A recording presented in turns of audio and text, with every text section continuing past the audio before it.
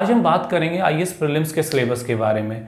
Total कितने marks का paper होता है, टोटल कितने पेपर होते हैं, वो सारी बातें डिस्कस करेंगे जो एक बिगनर के लिए जाननी बहुत ज़रूरी होती है। सबसे पहले देखते हैं यहाँ पे दो पेपर होते हैं। एक पेपर होता है जनरल स्टडीज़ का जो टोटल 200 मार्क्स का होता है और जिसमें टोटल 100 क्वेश्चंस आते हैं।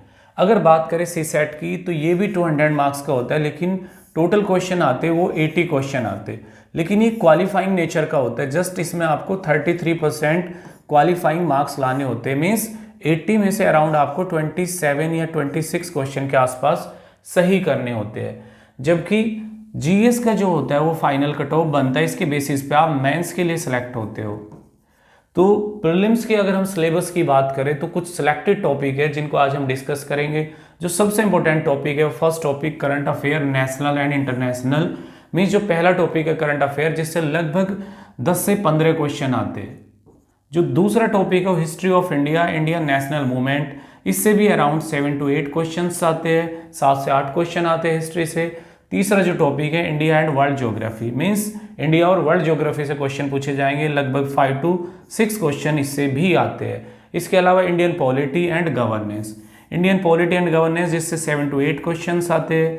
तो ये टोटल 4-5 टॉपिक ऐसे हैं जो बहुत ही आपको तैयार करने हर हाल में, current affair, history, geography, polity. इसके अलावा भी इकोनॉमिक एंड सोशल डेवलपमेंट से क्वेश्चन आते हैं 5 to 6 के अराउंड।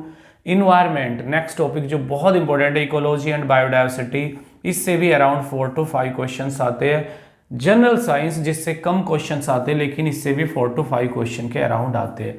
तो आपको अपनी जो स्टडी है इस तरीके से करने की ये सारे टॉपिक कवर हो जाए। अब बात करते हैं सी सेट की। जो सी सेट है उसके भी कुछ सिलेक्टेड टॉपिक्स है जिनको देख लेते हैं।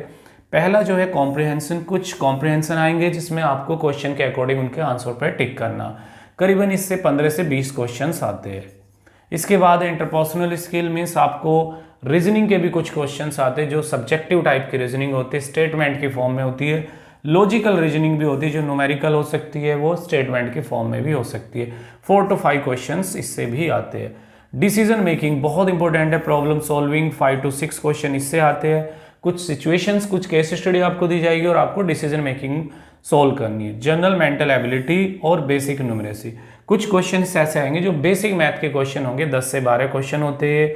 जिनको मैथ नहीं आता चाहे तो उसको स्किप भी कर सकता है, लेकिन ये बिल्कुल 10th लेवल के होते हैं, ज़्यादा टफ नहीं होते हैं। इसके अलावा एक टॉपिक है डाटा इंटरप्रिटेशन, मीन्स कुछ डीआई के भी क्वेश्चन आते हैं 4 to 5 जो बहुत ज़्यादा टफ नेचर के नहीं होते लेकिन थोड़े से लेंदी किस्म के होते हैं। तो आप इन दो टॉपिक को चाहे तो स्किप भी कर सकते हो अगर आपको नहीं आते, क्योंकि टोटल आपको 27 या 26 के आसपास से ठीक करने होते हैं। 33% आपको मार्क्स कैरी करने होते हैं। तो ये दो पेपर आपको प्रीलिम्स के लिए रेडी करने होते हैं जो कि पहले स्टेज में आएंगे यूपीएससी के। अगर आप आईएएस की प्रिपरेशन कर रहे हो तो ये पहला स्टेज है, इसको प्रीलिम्स कहते हैं। इसके बाद ही आप मेंस के लिए सिलेक्ट